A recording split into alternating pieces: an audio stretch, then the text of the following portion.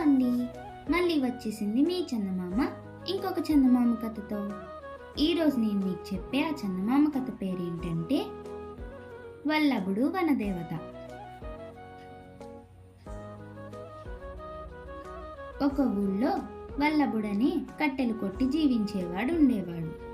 ఒక రోజున వాడు చీకటితోనే గొడ్డలి భుజాన వేసుకుని అడవికి బయలుదేరుతుండగా వాడి భార్య, రేపు మన అమ్మాయి పుట్టినరోజు, రోజు కన్నా కొంచెం ఎక్కువగా కట్టెలు కొట్టి సంతలో అమ్మి డబ్బు తీసుకురా అని చెప్పింది. వల్లభుడు సరేనని తలూపి అడవిలోకి వెళ్ళాడు.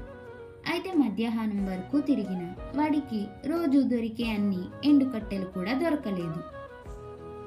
సాయంకాలం కావస్తుండడంతో వాడు విసుకుపోయి దాపులనున్న ఒక పచ్చని చెట్టును నరకబోయాడు. ఆ మరుక్షణం వాడి కళ్ళను మిరుమిట్లు గొల్పుతూ వనదేవత ప్రత్యక్షమై, ఒరే బాబు, కొంచెం ఆగు, నువ్వు ఈ అడవి ప్రాంతాన గల ఒకే ఒక గంధపు చెట్టును నరకబోతున్నావు, ఎక్కడా నీకు ఎండు చెట్టు అనేదే కనబడలేదా అని అడిగింది.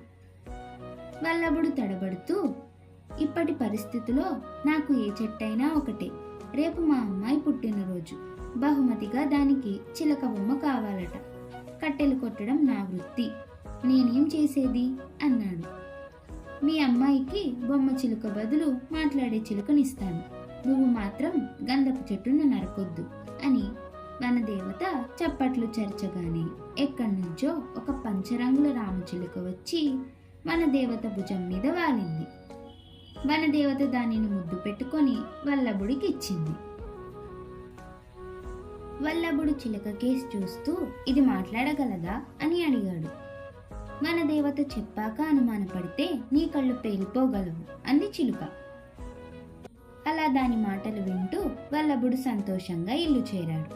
ఆ సరికి వాడి కూతురు చిలుక బొమ్మ కావాలంటూ తల్లి దగ్గర మారం చేస్తుంది.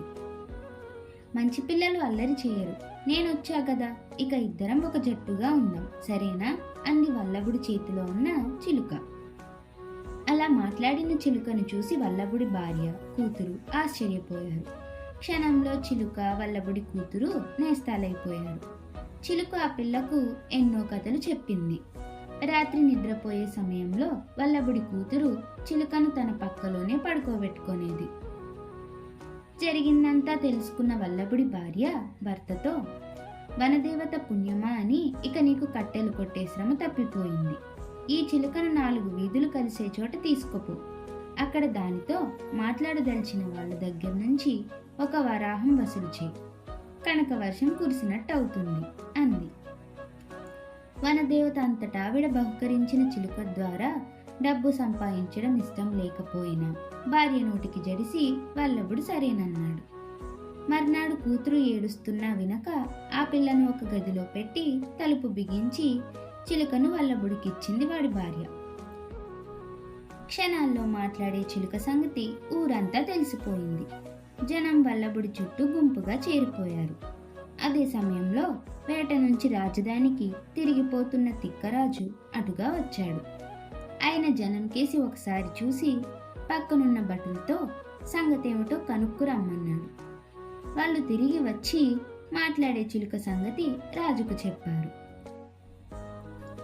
అది విన్న తిక్కరాజు ఉగ్రుడైపోయి, ఆ దౌర్భాగ్యుడు అటువంటి అపురూపమైన రామచిలుకను నాకు బహుకరించక తన వద్ద ఉంచుకుంటాడా, ఏమా ధైర్యం, వాణ్ణి 6 కొరడా దెబ్బలు కొట్టి మాట్లాడే చిలుకను నా దగ్గరకు తీసుకురండి అని భటులను ఆజ్ఞాపించాడు. రాజాజ్ఞ ప్రకారం భటులు వల్లభుణ్ణి 6 కొరడా దెబ్బలు కొట్టి చిలుకను తీసుకుపోయారు. వల్లభుడు పడుతూ లేస్తూ ఇల్లు చేరాడు. వాడు మామూలు మనిషి కావడానికి పక్షం రోజులు పట్టింది. భార్య వాడి చేతికి గొడ్డలి ఇచ్చి, భయం లేదు, ఆ వెర్రిబాగుల వనదేవత అండమనుకుంది, అడవికి పోయి గంధపు చెట్టును నరకబోతున్నట్టు నటించు.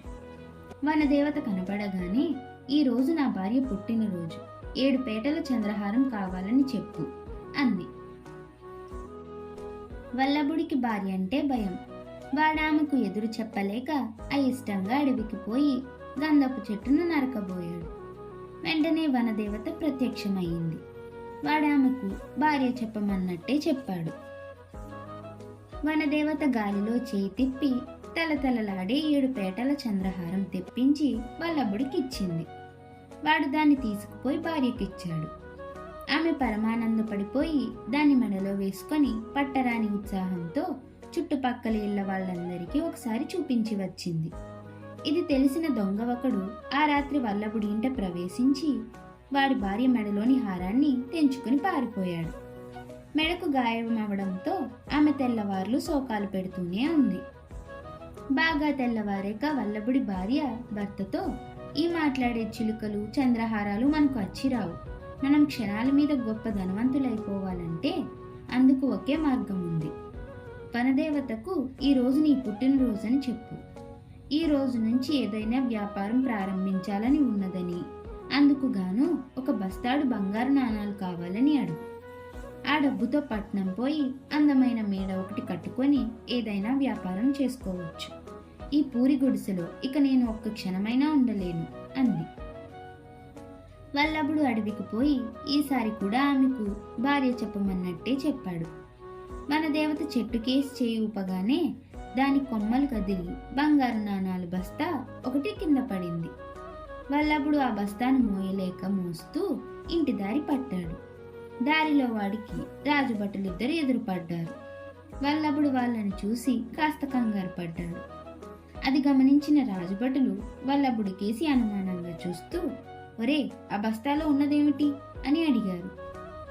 వల్లభుడు వణికిపోతూ కుంకుడుకాయలు అన్నాడు. రాజుభటులు బస్తా మూత విప్పి చూశారు. లోపల మెరుస్తున్న బంగారు కాసులు వాళ్ళ కంటపడ్డాయి. వల్లభుడు పెద్ద గజ దొంగ అనుకొని వాళ్ళు వాణ్ణి తిక్కరాజు దగ్గరకు లాక్కుపోయారు. తిక్కరాజు వల్లభుడు చెప్పేదేమీ వినకుండా, గజదొంగ చెప్పే మాటలు నమ్మేంత తిక్కవాణ్ణి కాదు నేను. ఒకేసారి బస్తాడు కాసులు దోచిగలిగావంటే నువ్వు బహు నేర్పరివై ఉండాలి. ఏమైనా నీ వల్ల మా కోశాగారానికి మేలు జరిగింది. అందువల్ల నీకు కొద్దిపాటి శిక్ష మాత్రమే విధిస్తున్నాను అని భటుల చేత 10 కొరడా దెబ్బలు కొట్టించి 2 నెలలు కారాగార శిక్ష వేశారు. శిక్షాకాలం ముగిశాక వల్లభుడి ఇంటికి తిరిగి వచ్చాడు. వాడి భార్య తుప్పు పట్టిన గొడ్డల్ని వాడి చేతికిచ్చి, ఇదిగో చెప్పేది బాగా విను. తెల్లవారితే అమ్మాయి పుట్టినరోజు. మన దేవతను అడిగి మంచి విలువైన బహుమానం పట్టుకురా అని చెప్పింది. వల్లభుడు అడవిలో ఉన్న గంధపు చెట్టు ప్రాంతానికి వెళ్ళలేదు. వాడు మరొక ప్రాంతాన మామూలు కన్నా చాలా ఎక్కువ ఎండు కట్టెలు కొట్టి వాటిని అమ్మిన డబ్బుతో ఇంటికి అవసరమైన వెచ్చళ్ళు, కూతురుకు చిలుక బొమ్మ కొని తెచ్చాడు. వల్లభుడి కోసం ఆత్రంగా ఎదురు చూస్తున్న వాడి భార్య, బొమ్మ చిలుకను తెచ్చావేం, వనదేవత ఏమంది అని అడిగింది కోపంగా. అందుకు వల్లభుడు ఎంతో శాంతంగా, ఆ మధ్య కొట్టిన గాలివాన దెబ్బకు గంధపు చెట్టు కూకటి వేళ్లతో పాటు కూలిపోయింది. వనదేవత ఎక్కడా కనిపించలేదు. పోనీలే, మనం సుఖంగా బతకడానికి ఆ తల్లి సమకూర్చిన సంపద అడవిలో పుష్కలంగా ఉంది అన్నాడు. అలా కథ కంచికి మనం ఇంటికి